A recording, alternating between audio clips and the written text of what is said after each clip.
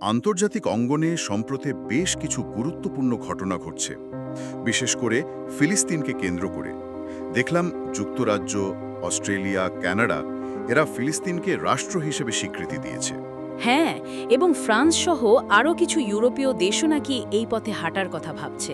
এই সময়ে এই সিদ্ধান্তগুলো আসায় এর তাৎপর্য অনেক বেড়ে গেছে। প্রথমেই একটা জিনিস মনে রাখতে হবে, বিশ্বের বেশিরভাগ দেশ কিন্তু জাতিসংঘের প্রায় 3/4 সদস্য রাষ্ট্র ফিলিস্তিনকে অনেক আগেই স্বীকৃতি দিয়েছে। কিন্তু যুক্তরাজ্য, অস্ট্রেলিয়া, কানাডার মতো দেশগুলো যখন এখন স্বীকৃতি দিচ্ছে, তখন এর গুরুত্বটা কিন্তু অন্যরকম। কারণ ঐতিহাসিকভাবে এরা আমেরিকার খুব ঘনিষ্ঠ মিত্র। মধ্যপ্রাচ্য নীতিতে ওয়াশিংটনের কথাই সাধারণত বলে এসছে। সেটাই, শুধু সংখ্যা বাড়ল তা নয়, কারা দিল সেটাই বড় ব্যাপার। বিশেষ করে যুক্তরাজ্যের ভূমিকা তো আরও পুরনো আর জটিল। ইসরায়েল বা আমেরিকা কি বলছে? প্রতিক্রিয়া বেশ জোরালো, বিশেষ করে ইসরায়েলের দিক থেকে। প্রধানমন্ত্রী নেতানিয়াহু তো সরাসরি প্রত্যাখ্যান করেছেন, এটাকে বলছেন সন্ত্রাসবাদের পুরস্কার। 7ই অক্টোবরের হামলার দিকে ইঙ্গিত করছে।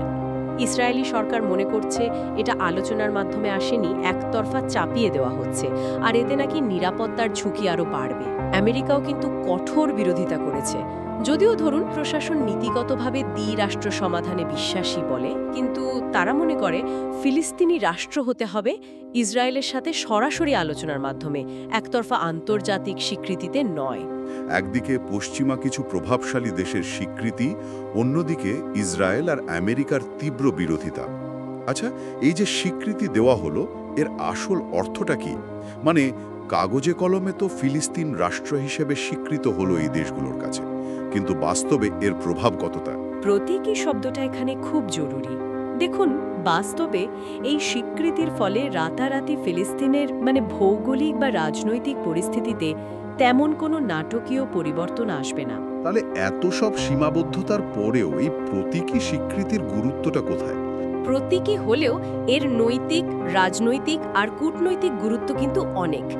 প্রথমত, এটা ফিলিস্তিনি জনগণের আত্মনিয়ন্ত্রণের অধিকার, একটা স্বাধীন রাষ্ট্রের যে আকাঙ্ক্ষা, যে দীর্ঘ সংগ্রাম, তার প্রতি একটা আন্তর্জাতিক সমর্থন। এটা একটা দিক। আর দ্বিতীয়ত, এটা ইসরায়েলের ওপর একটা নতুন ধরনের চাপ তৈরি করে, কূটনৈতিক এবং নৈতিক চাপ। যখন আমেরিকার ঘনিষ্ঠ মিত্ররাই একে একে স্বীকৃতি দিচ্ছে, তখন ইসরায়েলের দখলদারিত্ব, বসতি নীতি, এগুলোর আন্তর্জাতিক সমালোচনা আরও জোরালো হয়। ঠিক। আর তৃতীয়ত, দ্বিরাষ্ট্র সমাধান, যেটা প্রায় মৃত বলে অনেকে মনে করছিলেন, সেটাকে হয়তো আবার আলোচনার কেন্দ্রে আনতে পারে। বাস্তবায়ন কঠিন, মানছি, কিন্তু এই স্বীকৃতিগুলো সেই সমাধান বা অন্য কোনো ন্যায্য সমাধানের দিকে এগোনোর জন্য নতুন করে একটা চাপ সৃষ্টি করতে পারে। ব্যালফোর ঘোষণা, ব্রিটিশ ম্যান্ডেট, এই কথাগুলো আসছে। এই ঐতিহাসিক প্রেক্ষাপটটা যদি একটু খুলে বলতেন। ঠিক ধরেছেন, যুক্তরাজ্যের এই বিশেষ দায়বদ্ধতার শুরুটা সেই প্রথম বিশ্বযুদ্ধের সময়, 1917 সাল। তৎকালীন ব্রিটিশ পররাষ্ট্রমন্ত্রী আর্থার বেলফোর, তিনি জায়নবাদী নেতা লর্ড রথশাইল্ডকে একটা চিঠি লেখেন। এটাই হলো বিখ্যাত বেলফোর ঘোষণা। এই ঘোষণায় ব্রিটিশ সরকার বলল, তারা ফিলিস্তিনে ইহুদি জনগণের জন্য একটা জাতীয় আবাস বা ন্যাশনাল হোম প্রতিষ্ঠার সমর্থন জানাচ্ছে। ঘোষণাতেই বলা হয়েছিল যে এমন কিছু করা হবে না যা ফিলিস্তিনে তখন বসবাসকারী অ-ইহুদি জনগোষ্ঠীর, তৎকালীন আরব সংখ্যাগরিষ্ঠদের নাগরিক ও ধর্মীয় অধিকার নষ্ট করে, বা অন্য দেশে ইহুদিদের যে অধিকার আছে সেটাকেও ক্ষতিগ্রস্ত করবে না। একই ঘোষণায় দুটো বিপরীতধর্মী প্রতিশ্রুতি। একদম। এই দুটো একসাথে রক্ষা করা যে কতটা কঠিন হবে সেটা হয়তো তখন বোঝা যায়নি, কিন্তু এটাই কিন্তু পরবর্তী সব সংঘাতের বীজ বুনে দিয়েছিল। বুঝলাম। এরপরে এলো ব্রিটিশ ম্যান্ডেট। হ্যাঁ, প্রথম বিশ্বযুদ্ধের পর অটোমান সাম্রাজ্য ভেঙে গেল।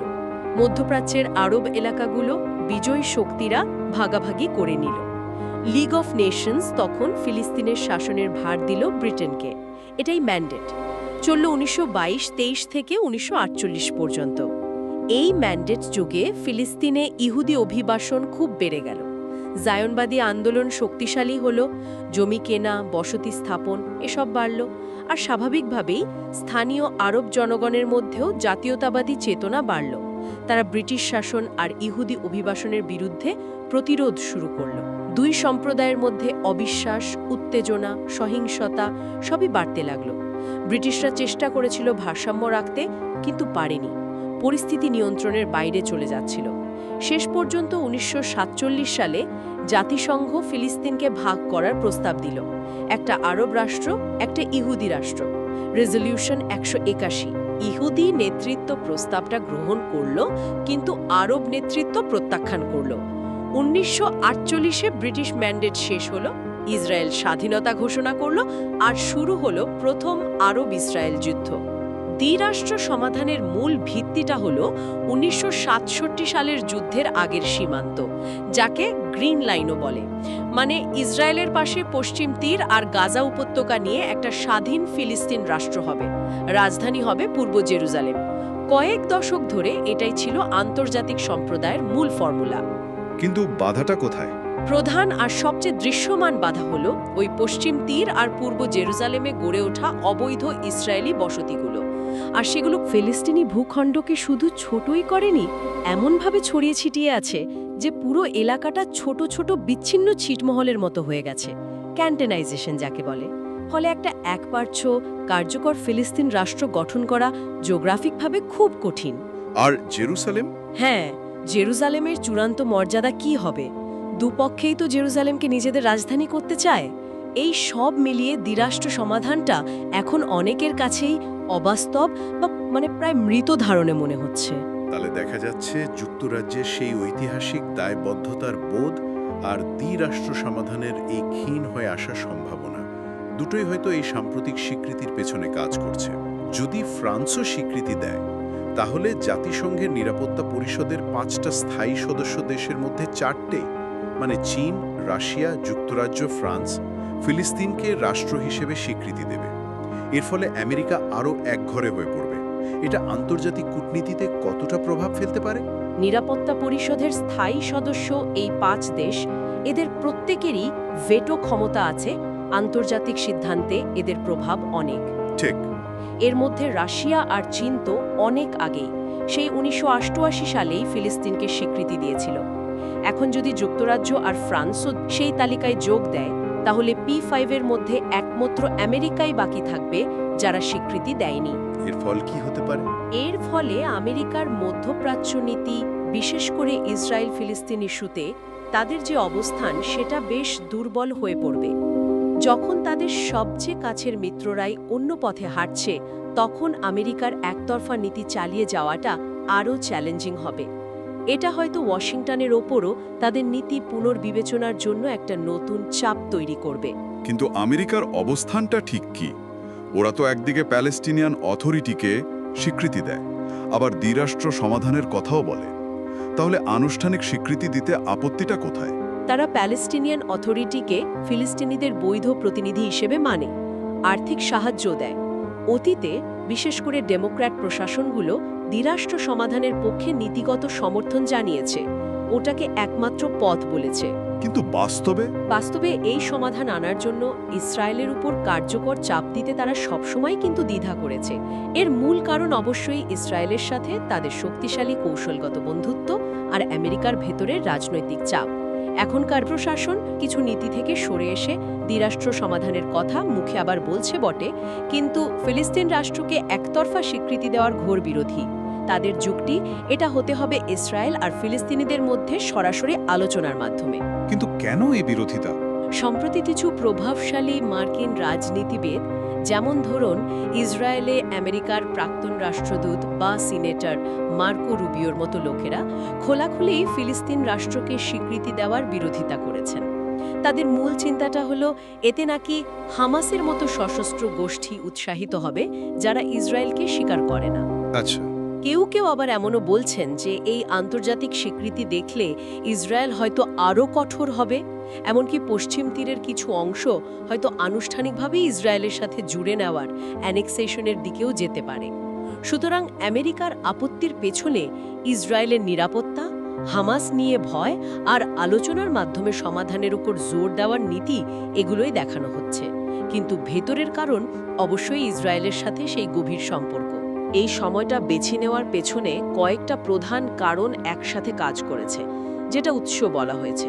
সবচেয়ে বড় কারণ অবশ্যই গাজার এই ভয়ঙ্কর মানবিক বিপর্যয়। হ্যাঁ, সেটা তো বটেই। 7ই অক্টোবর হামাসের হামলার পর ইসরায়েলের যে ব্যাপক সামরিক অভিযান, হাজার হাজার সাধারণ ফিলিস্তিনি মানুষের মৃত্যু, লক্ষ লক্ষ মানুষ ঘর ছাড়া, খাবার, জল, ওষুধ, আশ্রয়ের চরম অভাব, দুর্ভিক্ষের আশঙ্কা, এই সব কিছু বিশ্বজুড়ে একটা অভূতপূর্ব ক্ষোভ আর সহানুভূতির জন্ম দিয়েছে। আন্তর্জাতিক গণমাধ্যম, সামাজিক মাধ্যমে গাজার ধ্বংস আর মানুষের দুর্দশার ছবিগুলো নিয়মিত আসছে। এটা বিশ্ব জনমতকে ভীষণভাবে নাড়া দিয়েছে।